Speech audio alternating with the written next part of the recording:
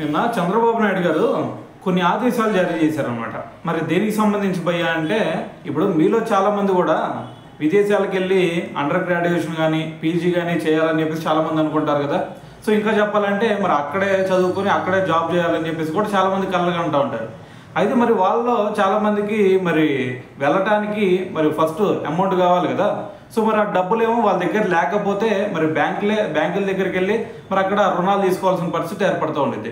మరి అక్కడ రుణాలు చూసుకుంటేనేమో మరి వాళ్ళు ఎక్కువ వడ్డీ వేసారు అనుకోండి, మళ్ళీ అవి తీర్చలేక మళ్ళీ అవస్థలు పడాలి. అందుకని చెప్పేసి ఇప్పుడు చంద్రబాబు నాయుడు గారు కొన్ని ఆర్డర్స్ పాస్ చేశారు. ఏమని, మరి మీరు ఒక స్కీమ్ తీసుకురావాలా, ఆ స్కీమ్ ఏ విధంగా ఉండాలంటే యూజీ అదేవిధంగా పీజీ విద్యార్థులకి బ్యాంకులు కేవలం పావలా వడ్డీకే మరి రుణాలు ఇచ్చే విధంగా ఆ స్కీమ్ రూపొందించండి.